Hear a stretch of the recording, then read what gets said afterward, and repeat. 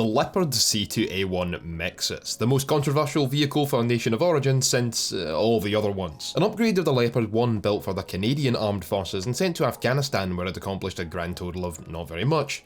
The C2 is one of the youngest vehicles in game. Coming to War Thunder as a unique event reward for Operation Summer 2020, the Leopard C2 sits at a battle rating of 9.0 and fights predominantly other second generation main battle tanks like the M60, T72 depending on the matchmaker, AMX-30, T64 and a lot of rank 6 premiums. By now you've probably seen it, faced it, coveted it. I know a lot of people think this tank is quite good looking. Damn boy, she thick. Personally, I think the basic Leopard 1 is far easier on the eyes, but that's not what we're here to talk about today. Looks don't make or break a vehicle's performance, so on that front, is the Leopard C2 worth it for you? So in today's video, we're answering the question of whether or not you should grind for or even potentially buy the C2 main battle tank or let it pass you by, a question I also answered for the F11F Tiger in the last video on the channel. In that video I did say that the F11F may not be worth it for most people and that they should focus on the Leopard C2 instead, as it will be far more lucrative and enjoyable. So that answers your question, right? Well, kind of, but there's more to it than that. So in today's video, we're going to have a look at the ins and outs of this maple battle tank and give you an idea of whether or not you will find it worth your time and money. Although in short, yes. Compared to the F11F, the Mexas is quite simple to talk about. In brief, this is a Type 74G in the German tree, a heavier Leopard 1 with a slight amount of add-on armour that means next to nothing in most situations. Although at only a single ton, neither does the added weight. Using the same 830 horsepower engine as the basic Leopard, the C2 achieves the same top speed of 65 km per hour, and the only time it really notices the lower power to weight, sans having another Leopard drive alongside you to get a direct comparison, is manoeuvring over very rough terrain like boulders. The C2 makes no difference in turret traverse or elevation angles, and has the exact same reload as the base Leopard as well. The C2 improves over the Leopard A1A1 at 8.7 in the German tech tree in the exact same ways that the premium Leopard L44 does. That being its first generation thermographic optics, it's actually the same optic being from the Leopard 1A5, and its firepower. While the premium uses the upgunned 120mm smoothbore L44, the C2 uses the same old 105mm L7A3 rifled cannon, but with a new APFSDS round, the DM33, with just under 410mm max flat penetration. This round has the same muzzle velocity as the familiar DM23, which you will get as a tier 1 modification on this tank, with the DM12 Heatfest shell as stock ammunition. Another factor familiar to Leopard 1 drivers is the C2's smoke grenades, of which it carries 8 that can launch in 2 batches of 4 at a time, although with the changes to the turret, these smoke grenades are set further forward, which also means they launch out further forward as well. One way in which the C2 definitely improves upon the other Leopard 1s is in its gun stabilization system, which at the upper ranges of your speed remains quite reliable, something that definitely cannot be said of the Tech Tree Leo. As for the additional armour, it's actually of more use than iron. Most people I know would make it out to be, actually having repeatedly saved me against ATGMs launched at my angled hull. Given the responsiveness of the Leopard, something you'll actually be able to do is move forward and turn at the last possible second to attempt to take inbound ATGMs on the hull in this way, and this gives the tank a surprising boost to its survivability, allowing it to comfortably take the time to aim carefully and disable hull down M901s or Warriors. Speaking of the Warrior, the Mexas, or Modular Expandable Armour System, will grant you near complete safety from all IFVs barring the CV90 across the front hull and turret, and the angled sides, although there is a weak spot at the turret ring and driver pod where the modular armour isn't applied. SP-AAGs will also struggle to get through you, although given the rapid fire rate of something like a Shilka, they may inadvertently end up putting rounds through this weak spot, so don't rely on it too heavily. The added survivability makes the C2A1 much more enjoyable to play than any other variant of the Leopard 1 in my opinion,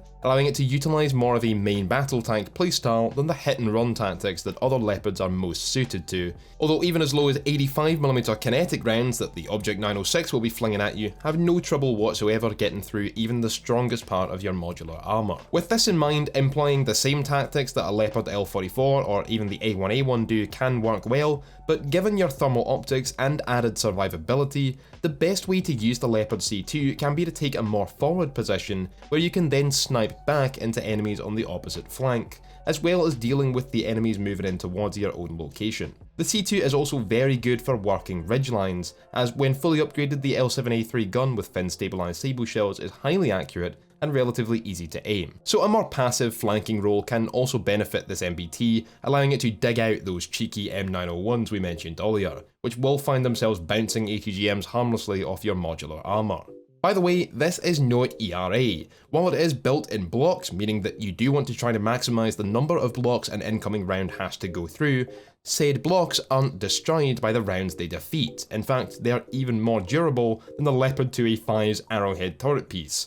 Because reasons. The best thing about the C2A1 by far is its lineup, being backed up by the premium Leopard L44, as well as the phenomenal Radpanzer 90, which shares its DM33 round, the Gepard as an SPAA, UH-1D Huey for an attack helicopter, two G91Rs with their Nord air-to-ground missiles, and if you were to want them, the TAM and Big Light Panzer 57 as well. For those of you who were wondering, the upgraded TAM 2C was 9.3 on the 1.101 dev server, unfortunately, and even though dev server battle ratings mean next to nothing, 9.3 is where I think it'll end up. But a lineup of 2 tanks, an SPAA, a jet, a helicopter, and a support vehicle in the Radpanzer is all you're ever going to need, and much more than that starts to see a diminishing return regardless. With all of that, the C2 is starting to sound like a very positive pick, much more so than the F11F, but compared to alternate options, it still suffers from that same limiting factor.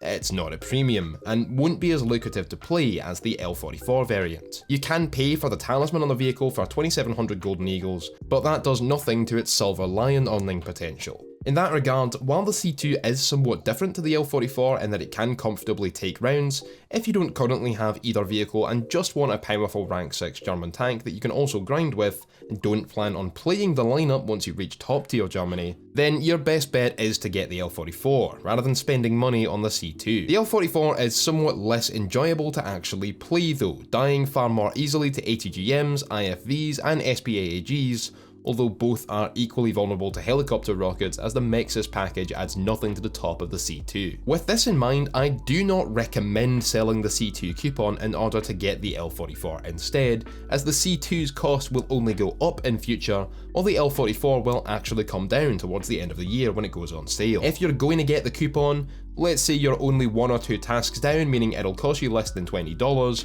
or you're grinding the event completely free, then get the C2 and keep it, while if it's going to require you buying out 6 or more tasks, then you should get the L44 first, and only keep the C2 on your shopping list if you want it as a collectible. Basically, the C2 is only worth fully buying out if you already have the L44 and are willing to spend the money on improving specifically the 9.0 lineup and getting yourself a collector's item. But the tank itself for playing in-game, while it'll be enjoyable, won't be lucrative to actually be worth the investment outside of these more unique factors. Of course, if you're Canadian, you probably feel like you have to get this vehicle, and there, yes, get it. This whole review doesn't apply to you.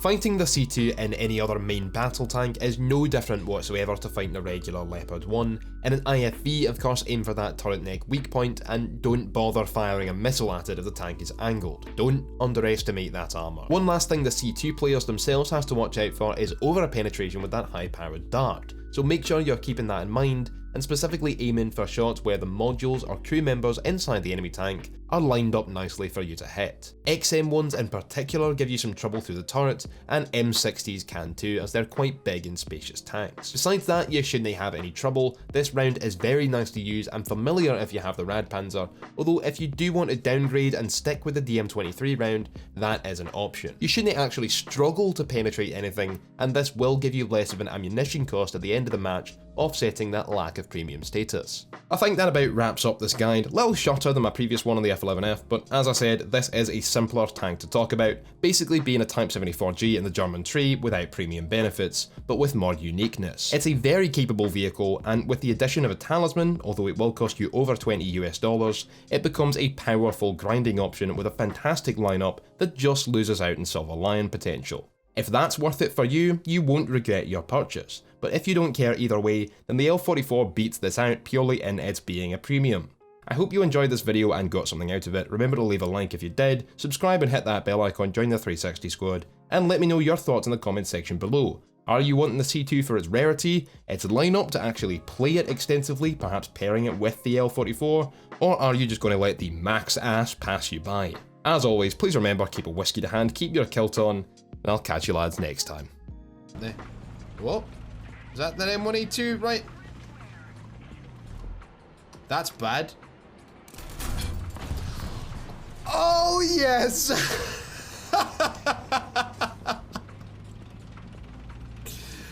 Beautiful!